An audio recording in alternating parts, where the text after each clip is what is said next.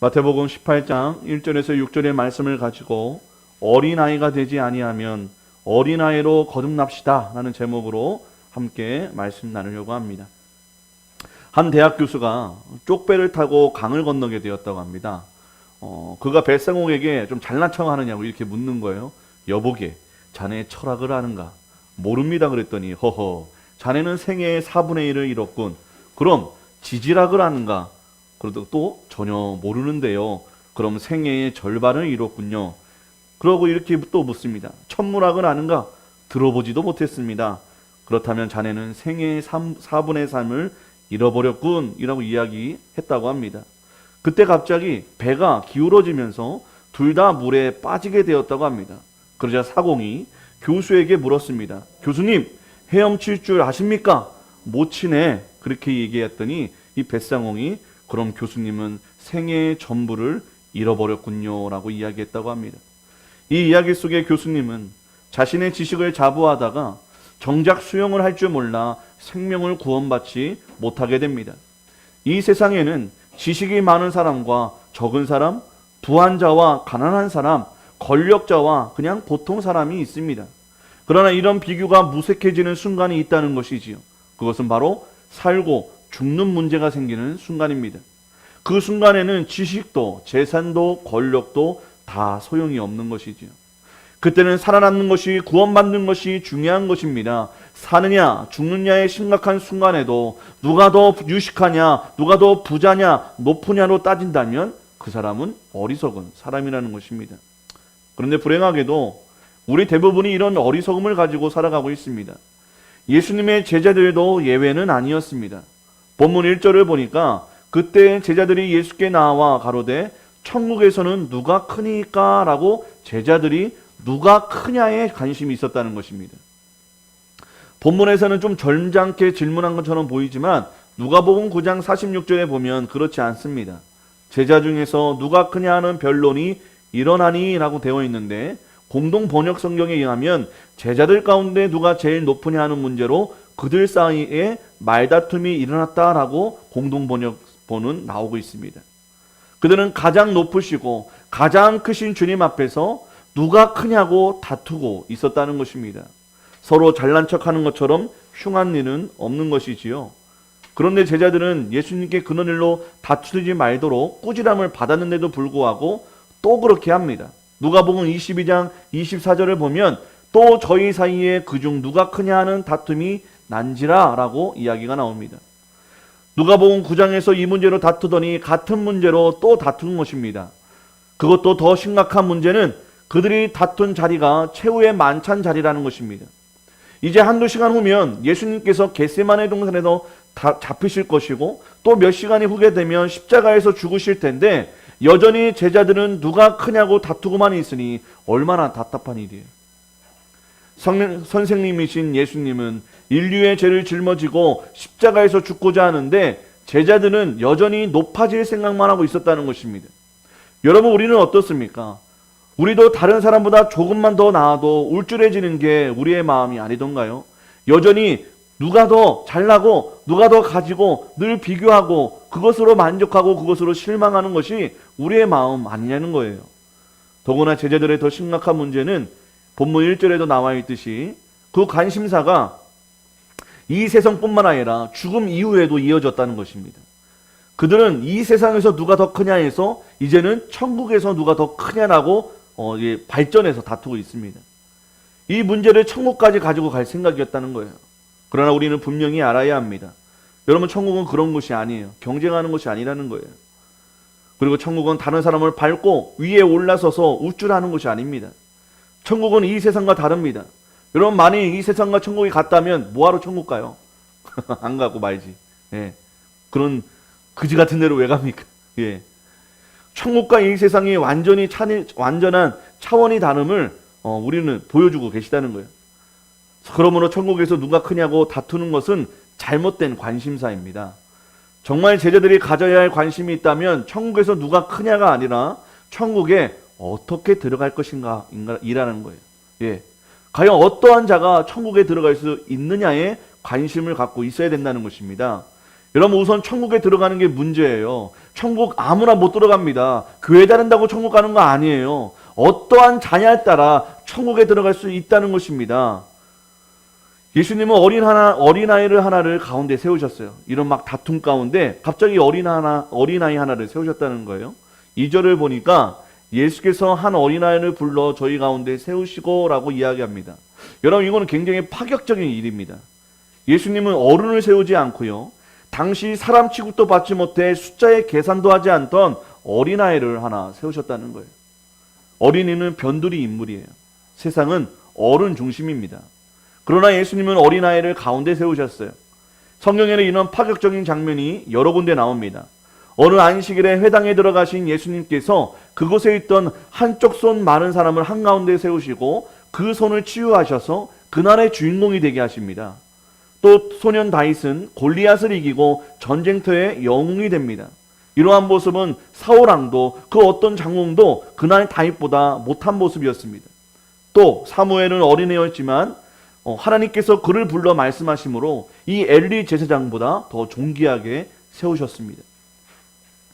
예수님께서 어린아이를 가운데 세우신 일은 우리 공동체의 질서가 어떠해야 할 것인지를 이렇게 잘 보여주는 것 같아요. 우리 공동체, 우리 교회 가운데 서 있는 사람은 누구입니까? 우리 교회가 좋은 교회가 되려면 목회자들, 권사님들, 집사님들, 수고 많이 하신 분들을 알아주고 세워주는 것이 매우 필요합니다. 그러나 분명히 말씀드리지만 우리 교회가 더 아름다운 교회가 되려면 어린아이와 같은 사람들이 한가운데 설 수 있어야 한다는 거예요. 작은 자가 세워져야 합니다. 한쪽 손 많은 사람처럼 약자가 가운데 세워져야 합니다. 어려운 이들과 소외된 자들을 가운데 세우고 관심을 기울여야 한다는 거예요. 교회 안에 어려운 이들을, 곤란에 처한 자들을, 연약하고 힘없는 자들을 대접하십시오. 교회 안에 힘들고 인정받지 못하는 분들에게 잘해 주십시오. 특히 어린이들을 우리가 잘 섬겼으면 좋겠습니다. 정말 제 마음 가운데 늘 미안한 마음이 있습니다. 우리 자녀들, 우리 성도님들의 자녀들, 대형교회에서 줄 수 있는 질 좋은 교육과 환경은 줄 수 없어서 늘 안타깝고 미안하지만 그래도 우리가 줄 수 있는 게 있어요. 바로 사랑이에요. 헌신이에요. 섬겨주는 거예요. 이들을 가장 존귀한 자로 높여주고 이들에게 항상 관심을 가져주는 거예요. 제가 어렸을 때 일이었는데요. 제가 어렸을 때 주일학교 선생님이 아직도 생각이 납니다. 총각이셨는데도 이게 반쯤 이렇게 머리가 까지셨어요. 그러면서 막 눈은 부리부리 해가지고 외모가 별로 마음에 안 들어가지고 내심 이쁜 여자 선생님이 저의 분반 선생님이 되시기를 바랬습니다. 별로 안 좋아했어요. 그러나 그 총각 선생님은 제가 교회에 가지 않으려고 할 때마다 트럭을 끌고 저희 집에 오셨습니다. 저희 집 안까지 이렇게 들어오셨어요. 여기가 저희 집이 있어요. 여기 안방이고 여기 테레비가 있었어요. 제가 테레비를 이불 속에서 보고 있었는데 갑자기 그 이상한 아저씨가 쳐 들어오더니 저를 번떡 안고 저를 교회에 데려가 주셨어요. 그러면서 차에서 내리면서 승환아, 너 밥 못 먹었지? 이거 줄 테니까 빵 사 먹어 하면서 저한테 용돈도 주셨어요. 그런 분이 아직도 생각이 나는 이유는 그때는 몰랐는데 나이가 들고 보니까 어른이 되어 보니 그렇게까지 수고하고 헌신한다는 것이 결코 가벼운 일이 아니었다는 것을 깨닫게 되었기 때문입니다. 저는 그 선생님 덕분에 교회를 떠나지 않게 되었습니다. 그리고 그것이 이음줄이 되어서 이렇게 한 교회의 담임 목사로 성장하게 된 것이라고 저는 믿습니다. 우리 모두가 연약한 자들을 위해, 그리고 우리 자녀들을 위해 그 누가 알아주지 않는다 할지라도 저같이 뒤늦게라도 감사와 은혜를 깨닫고 감사하며 또 한 명의 헌신자로 세워지게 될 것을 우리가 기대하는 마음으로 우리 자녀들을 여러분 섬겨주셨으면 좋겠습니다. 사랑해 주셨으면 좋겠습니다. 예, 여러분 용돈 팍팍 주시고 맛있는 거 팍팍 사주시고 뭐 필요한 거 없냐고 또 눈물 흘리면서 그 영혼을 위해 기도도 해주시고 정말 우리가 어떤 탁월한 것들을 주지 못한다 할지라도 탁월한 사랑을 우리가 마음껏 부어주면 이들도 온전하게 믿음 안에서 자라게 될 것이고 또 온전한 사랑과 믿음을 또 그 누군가에게 전해주게 되는 하나님의 사람 될 줄을 믿습니다. 우리 모두가 그러한 성도 되었으면 참 좋겠습니다. 우리 교회 안에 이런 성도님들이 가득할 때 주님이 가장 크게 기뻐하실 것입니다. 마태복음 25장 40절의 말씀인데요. 마태복음 25장 40절의 말씀 함께 읽습니다. 시작. 임금이 대답하여 이르시되 내가 진실로 너희에게 이르노니 너희가 여기 내 형제 중에 지극히 작은 자 하나에게 한 것이 곧 내게 한 것이라 하시고, 마태복음 10장 42절인데요. 시작. 또 누구든지 제자의 이름으로 내가 진실로 너희에게 이르노니 그 사람이 결탄코 상을 잃지 아니하니라. 아멘. 주님께서 이렇게 말씀하신 것처럼 작은 자에게 행한 섬김을 예수님 자신에게 한 것이라고 여겨주시고 상 주시고 복 주시는 이심을 기억하셔서 우리가 교회 안팎에 어리고 작고 연약하고 소외된 자들을 섬기시고 정말 그들을 사랑하는 데 앞장서시는 저와 여러분이 되셨으면 좋겠습니다. 여러분, 오늘 자녀들한테 돈 10,000원씩이라도 용돈 다 주세요. 예, 주세요. 꼭 다 지갑을 여세요. 예, 입은 닫으시고 지갑을 여세요. 자, 계속해서 예수님은 제자들을 깨닫게 하시기 위해서 어린이를 가운데 세우시고 어떤 말씀을 하십니까? 3절 보세요. 가라사대 진실로 너희에게 이르노니 너희가 돌이켜 이 어린아이들과 같이 되지 아니하면 결단코 천국에 들어가지 못하리라 라고 이야기합니다. 주님은 천국에서 누가 크다는 식의 대답을 하지 않고 천국에 들어가는 것을 가지고 말씀하고 있다는 거예요.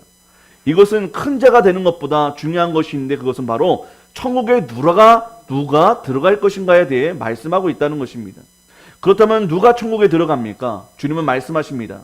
어린아이들과 같이 되어야 할 때 천국에 갈 수 있대요. 여기서 우리는 심각해지지 않을 수 없습니다. 왜냐하면 예수님께서 우리에게 불가능한 것을 요구하고 계시기 때문입니다. 어린이가 자라서 어른이 되는 것 자연스럽고 당연한 것이죠. 그러나 어른이 거꾸로 어린이가 되는 것은 불가능합니다. 그런데 예수님은 이 불가능한 세월의 영유를 원하신다는 거예요. 마치 요한복음 3장 4절에 니고데모가 이르되 사람이 두 번째 모태에 들어갔다 날 수 있사옵나이까 라고 니고데모가 되묻는 것처럼 우리가 어떻게 다시 어려질 수 있냐는 거예요. 많은 여인들이 피부 노화를 막기 위해 화장품을 바르고 각종 시술과 현란한 기술로 피부과의 문정성시를 이루고 있는데 그렇게 노화를 늦추는 것이 어린아이가 같이 되는 것일까요? 아니지요. 오히려 어색하고 부담스러운 얼굴을 만드는 일이 될 것입니다. 그냥 늙어가세요, 제발. 이상한 거 넣지 말고. 더 이상해져요. 예. 예수님은 외모나 외형이 아닌 영혼을 향한 이야기를 하고 계시다는 거예요. 예. 우리의 영혼을 가꿔야 된다는 것입니다. 그러다면 도대체 어린아이가 어떤 존재이기에 예수께서 천국에 들어가는 조건으로 어린아이가 되라고 말씀하셨을까? 4절을 보면 그 특징 한 가지가 나옵니다. 4절을 함께 읽어주시겠습니까? 4절 시작. 그러므로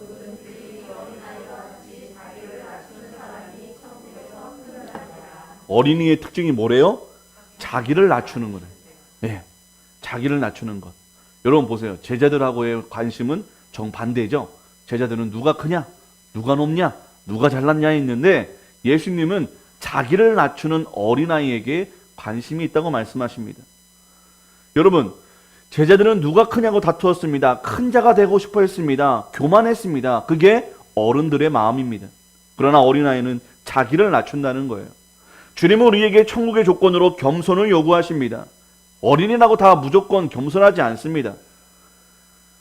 다 자신을 낮추지 않습니다. 이 어린이라는 의미는 겸손과 낮아짐의 대명사예요. 대명사. 어른은 뭐예요? 교만과 자고함의 대명사라 할 수 있다는 것입니다.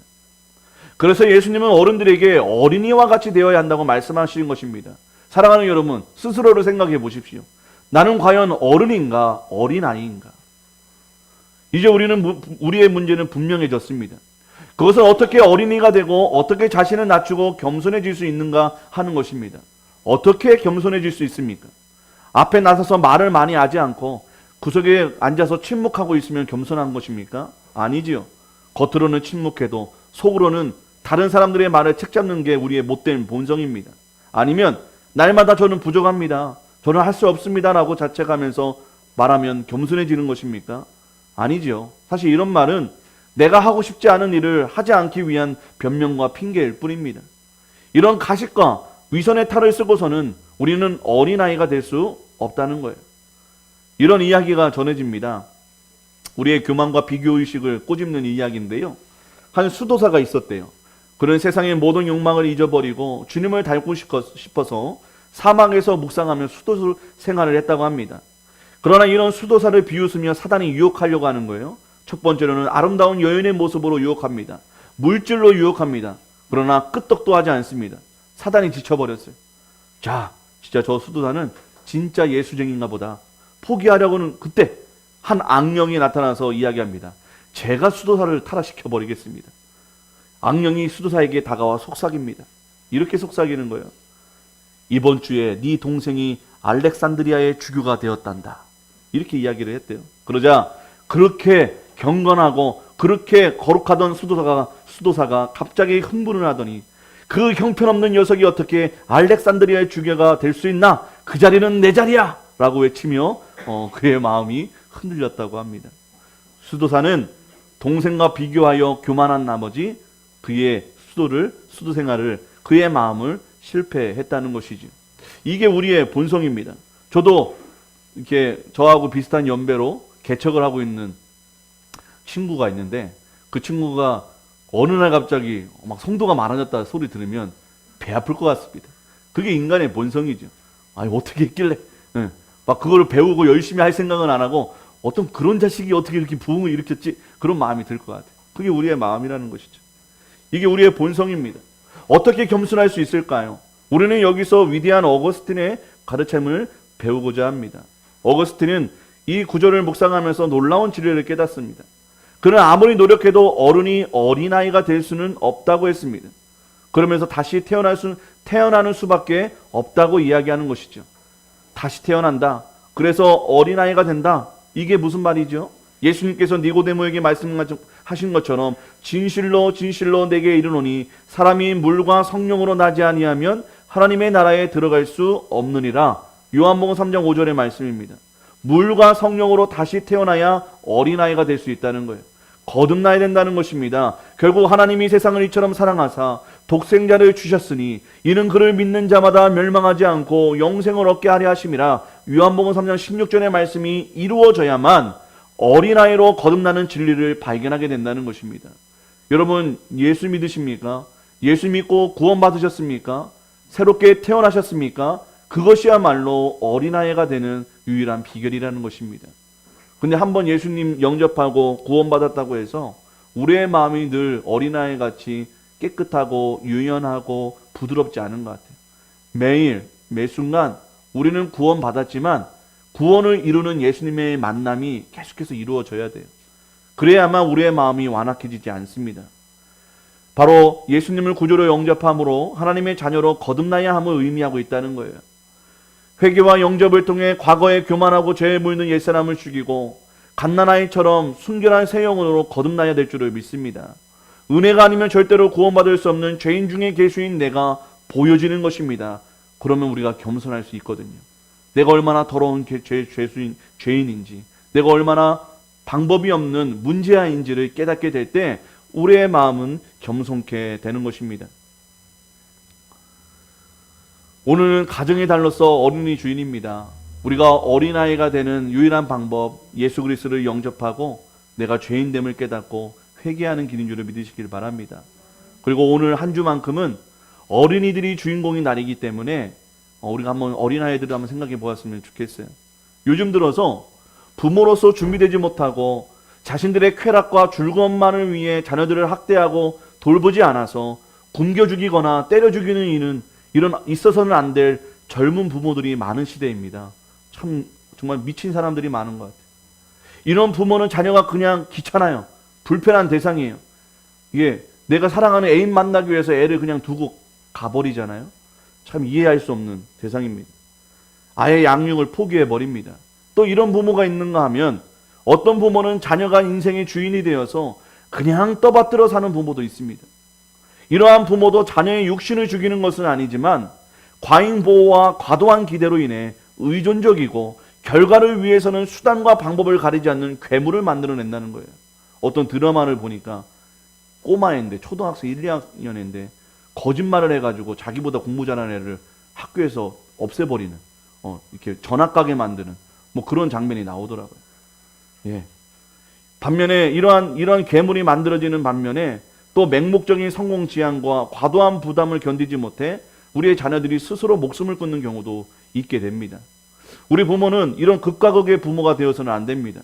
균형 잡힌 부모로 자녀를 양육하는 것은 참 어려운 일이지만 그 일을 위해 싸워내셔야 됩니다. 수많은 부모들이 어떻게 하면 자녀를 잘 키울 수 있을지 고민하고 또 고민합니다. 이러한 부모님에게 오늘 예수님이 당부하신 말씀이 있어요. 예수님은 어린이처럼 되어야 천국에 들어간다고 하신 말씀 후에 어린이들을 실족시키지 말라고 말씀하십니다. 6절을 한번 볼까요? 시작. 누구든지 나를 믿는 이 소자 중 실족해 하면 차라리 연자맷돌을 그 목에 달리우고 깊은 바다에 빠뜨리는 것이 나으니라. 어린아이를 실족해 하면 그냥 죽으래요. 그만큼 무서운 형벌이라는 것이죠. 사랑하는 여러분, 우리 자녀들을 실족해 하지 마시길 바랍니다. 이것이 부모를 향한 예수님의 명령입니다. 그렇다면 어린이를 실족치 않게 하는 것이 무엇입니까? 실족하게 하는 것이 무엇일까? 뭐 장난감 사주지 않는 거? 원하는 거 안 해주는 거? 야단 안 치는 거? 그게 아니라는 거예요. 필요하면 야단도 쳐야 되고, 필요하면 때로는 죽도록 패기도 해야 되고, 때려 죽이기도 해야 되고, 잘못된 것들은 사주지 말아야 되기도 합니다. 그런데 이걸 말하는 게 아니에요. 정말로 우리 자녀들을 실족시키는 것은 그들이 천국 들어가지 못하도록 우리가 그 신앙을 바로잡지 못하는 것이 하나님 예수님께서는 지적하신 실족해 한다는 것입니다. 앞에서 예수님은 큰 자가 되는 것보다 천국에 들어가는 것이 중요함을 말씀하십니다. 서울대에 들어가는 것보다 먼저 가르쳐야 되는 것이 천국에 들어가는 것이라는 것입니다. 천국에 들어간다는 것은 예수 잘 믿는 자로 먼저 세워져야 한다는 거예요. 그런데 우리 자녀들을 천국의 자녀로 키우지 못한다면 그것보다 더 심각하게 그들을 실족시키는 것이 없다고 예수님은 말씀하고 있다는 것입니다. 여러분, 어느 날 이새의 집에 사무엘이 옵니다. 하나님의 명령을 받은 사무엘이 찾아온다는 것은 마치 하나님이 찾아온 것이나 마찬 것이었어요. 얼마나 영광스럽습니까? 그렇다면 이새가 뭘 잘했기 때문에 찾아왔을까요? 이새가 훌륭해서일까요? 아닙니다. 단 하나의 이유가 있다면 자식을 잘 둔 덕이었습니다. 똑똑하고 잘생긴 자식을 두었기 때문이 아니었습니다. 하나님의 마음에 맞는 아름다운 영혼을 가진 자식을 두었기 때문입니다. 그 자녀가 누구지요? 바로 다윗이었습니다. 이새가 일생에서 가장 위대한 성공이 있다면 다윗을 낳은 것입니다. 다윗은 출중한 외모를 가지지도 못했고 막내의 서름을 받았으며 본 부인의 아들이 아니라 첩의 자식이었기 때문에 인정도 못 받아서 집안 허드렛 일이나 하고 양떼나 먹였던 것입니다. 그러나 그에게는 하나님을 알고 믿는 영혼이 있었습니다. 출중한 영성이 있었습니다. 하나님이 자신과 함께함을 믿고 의지하는 소년이었습니다. 하나님을 향한 뜨거운 믿음이 있었다는 거예요. 한마디로 다윗은 하나님의 마음에 드는 인물이었다는 것입니다. 우리는 지금 자녀를 어떻게 키우고 계십니까? 누가 크냐? 누가 이길 것이냐? 누가 더 좋은 성적을 맞을 것이냐? 그 일에 치중하고 있지 않습니까? 어떻게 하면 더 높아지고 더 갖고 누릴 수 있는 비결만을 제시하려 하고 있지 않습니까? 이런 반면에 천국에 갈 수 있는 자녀로 키우는 일에는 소홀하지 않으십니까? 여러분, 예수님을 구주로 영접하였다고 고백하는 순간 우리는 하나님의 자녀가 되는 것이 맞습니다. 그러나 우리의 구원은 이것으로 끝난 것이 아니지요. 한평생 일관되게 우리가 하나님의 자녀임을 증거하고 보여주는 삶이 뒷받침되어야 합니다. 삶이 뒷받침된다는 것은 이전에 가졌던 세상적 가치를 위해 사는 존재가 아니라 이제는 하늘의 가치를 두고 살아가는 것이에요. 예수님을 닮아가는 변화가 천국 가는 그날까지 일어나야 한다는 것입니다. 이러한 구원의 과정으로서 우리의 자녀들도 세상에서 성공하고요, 돈도 많이 벌어야 하고요, 높은 자리에 올라가야 합니다. 왜냐하면 더 많은 사람들을 주님께로 인도하고 사람을 복음으로, 재력으로, 능력으로 살려내기 위해서 성공해야 합니다. 여러분, 우리가 전도 세미나 할 때 이런 얘기들을 좀 나눴어요. 다른 교회들은 돈도 많고 또 주변에 성도들 중에 의사도 많다 보니까 이게 나이 드신 그런 할머니, 할아버지들 무릎 인공관절을 공짜로 수술을 해줍니다. 그래서 전도하는 거예요. 그 자녀들이 다 교회로 옵니다. 우리 교회가 성장하고 부흥하고 우리의 자녀들이 의사가 되고 법조인이 되고 세상에서 유명한 자가 되어야 하는 이유는 그 모든 세상에 여전히 예수 믿지 않는 자들, 연약한 자들, 고통받는 자들을 구원하고 살리고 치유하고 회복시키기 위해 우리 교회 부자 돼야 됩니다. 우리 교회 부흥해야 됩니다. 우리 자녀들 잘 되고 성공해야 된다는 거예요. 그러니까 나만 잘 먹고 잘 살기 위해 성공하자는 그것은 뭐 무당집에 가도 절집에 가도 어떤 종교를 믿도 다 똑같습니다. 하지만 이러한 목적과 마인드를 위해 성공하고자 하는 외치는 종교는 기독교밖에 없다는 것입니다. 우리의 마음이 다시 한번 우리의 생각과 마음이 정돈하고 우리가 왜 성공해야 되는지, 우리의 자녀들이 왜 잘 돼야 되는지를 한번 생각해 보면 좋겠습니다. 동시에 어떤 환난과 역경이 찾아와도 말씀으로 인내할 줄 알고 기도로 그 파도를 뚫고 나갈 수 있는 역경 지수가 높은 자녀로 우리가 키워내야 합니다. 이것이 구원받은 자임을 증명하는 것이고 동시에 구원을 이루는 것입니다. 그러나 그리스도인 부모들도 세상 부모의 관심사에 별반 다름이 없는 것 같아요. 예, 서울대 보내는 게 목적이고 그거 위해서 기도하러 오고, 그거 잘못된 것입니다. 제가 청소년 사역을 할 때 어머니 기도회를 하게 됩니다. 점점 수능 날이 다가올수록 인원은 많아집니다. 근데 수능 날이 딱 끝나는 그 순간 어머니들은 사라져 있고 사역자들만 덩그러니 남아 있습니다. 기도 안 합니다. 네, 자기 자녀 수능 잘 보기만 바라는 것이죠. 그거 절간에서도 합니다. 수능 100일 교회 따라 합니다. 뭔 차이가 있나요 도대체? 네, 우리가 좀 기도의 제목들이 회개해야 될 것 같습니다. 여러분, 왜 자녀들이 대학에 가면 교회 안 나가는지 아십니까? 우리 자녀들을 성도가 아닌 세상 사람보다 더 세상에서 성공하는 데 목적을 두고 기도하고 키워내기 때문입니다. 세상 사람들도 절에 가서 내 자녀 서울대 가기를 빕니다. 교회에서도 하나님의 영광을 핑계로 서울대 가기를 빕니다. 절이나 교회나 다니는 목적이 똑같아요. 예수 믿는 이유가 부처 믿는 것과 무당에게 점치는 것과 무신론자들의 이유와 별반 다르지 않다는 것입니다. 그러다 보니 장로, 권사들도 예외 없이 신앙생활은 대학교 가서 하고 지금은 공부하고 오로지 명문대학 가는 것이 내 자녀의 지상 명령이라고 가르칩니다. 이에 더하여 자신의 한을 우리의 자녀들을 통하여 풀기 위해 오직 공부와 점수만을 강요합니다. 교회에서는 믿음이 가장 중요하다고 하는데 예수님을 위해 살라고 가르치는데 집에서는 자기 인생을 위해 공부와 대학을 위해 살라고 하니 자녀들이 혼란스럽습니다. 그러다 보니 공부도 신앙도 다 진절머리가 나게 되고 대학을 들어가는 그 순간 I'm freedom, 나는 자유다 라고 생각하고 교회와 집을 다 떠나게 되는 것입니다. 우리 교회는 아직 수험생이 없습니다만 이제 우리 하담이가 고1이 되어가지고 정신없이 공부를 하고 있는데, 더 늦기 전에 우리 자녀들을 세상에 빼앗기지 않기 위해서라도 성공이 아닌 말씀을 순종하도록 가르치고, 어려울 때 한탄하고 한숨 짓고 걱정하는 게 아니라 기도하기를 가르치고, 주님을 만날 수 있도록 우리가 온전히 예배하는 모습을 우리를 통해 이들이 자라날 수 있도록 여러분 신앙생활 제대로 열심히 해주시기를 부탁을 드립니다. 그리고 공부해야 하는 이유, 잘 먹고 잘 사는 게 우리의 목적이 아니라 하나님의 사명을 감당하기 위함을 깨닫게 하셔서 자기들이 스스로 공부할 수 있도록, 스스로 의미를 두고 인생을 살아갈 수 있도록 여러분 가르쳐 주시기를 바랍니다. 공부 못하는 거는 혼내지 마세요. 오히려 말씀 읽지 않고 기도하지 않고 지멋대로 결정하고 예배도 드리지 않고 자기 멋대로 사는 거, 그거 호되게 가르치시기를 바랍니다. 그거 혼내시기를 바랍니다. 사람 취급하지 마세요. 그런 인간은. 예배 안 드리고 기도도 안 하고 막 결정하고 지 맘대로 살고, 그런 사람들은 사람 취급도 하지 마시고 호되게 혼내십시오. 공부 안 한다고 혼내지 마시고 예배 잘 안 드린다고 혼내시는 저와 여러분 되셨으면 좋겠습니다.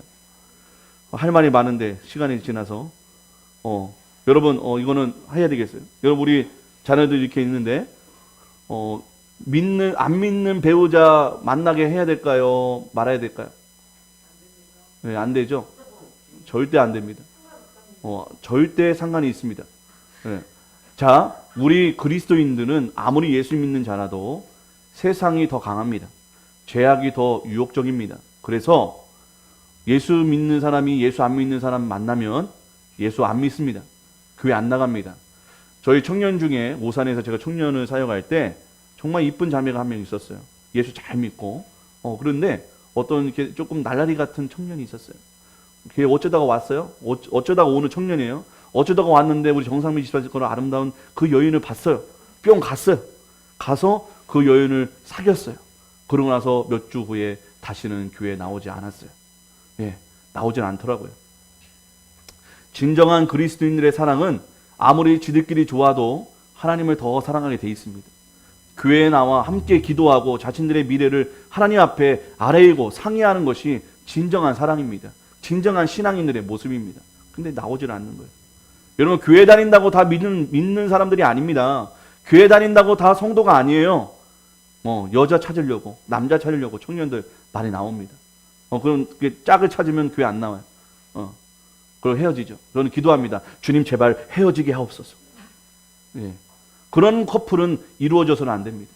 예. 우리 자녀들 기도해 주셨으면 좋겠고, 여러분들 우리 당사자들도 하나님께 주님 믿음의 배우자를 만날 수 있게 해달라고 기도했으면 좋겠어요. 그리고 여러분들 자신이 온전하고 거룩한 믿음의 배우자가 되시기를 노력하십시오. 기도하십시오.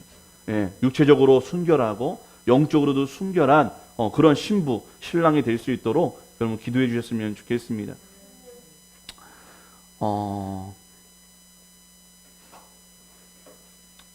여러분, 외모가 아름다운 자녀를 가지고서는 하나님의 주복을 받을 수 없습니다. 신체가 건강한 자녀를 가지고서는 또한 하나님의 주목을 받을 수 없습니다. 공부 잘하는 아이를 가지고서는 하나님의 축복을 받을 수 없습니다. 하나님을 온전히 알고 믿는 천국의 자녀를 만드십시오. 그렇게 키우지 못한다면 우리 자녀들을 실족시키는 일이 될 것입니다. 그러나 하나님의 마음에 합한 천국의 자녀를 키우면 우리의 가정에, 우리 가문의 영광이 옵니다. 다윗으로 말미암아 베들레헴에 보잘것없던 이새의 가정은 왕의 가문이 되었습니다. 하나님께서 인정하시는 어린아이로 인해 그 가문이 예수님의 족보에 등장하는 메시아의 가문이 되었습니다. 여러분 기억하십시오. 큰 자가 됨으로써 천국 백성이 되는 게 아니라 겸손한 천국 백성이 됨으로써 큰 자가 되는 복을 받는 것입니다. 4절의 말씀처럼 자기를 낮추는 그가 천국에서 큰 자가 되는 것입니다. 우리 모두 주님 안에서 우리 모두가 예수님을 만나고 영접하게 되므로 거듭난 겸손한 어린아이가 되시기를 주님의 이름으로 축복드립니다. 아울러 우리 자녀들을 세상 나라를 위해 길러낸 전사가 아니라 하나님의 나라를 위해 길러낸 전사로 키우는 일에 최선을 다하여서 하나님의 마음에 합한 자녀, 이 땅에서는 가장 작을 수 있어도 저 천국에서는 가장 큰 자로 인정받는 우리 자녀, 우리 인생 되시기를 간절히 축원합니다. 우리 함께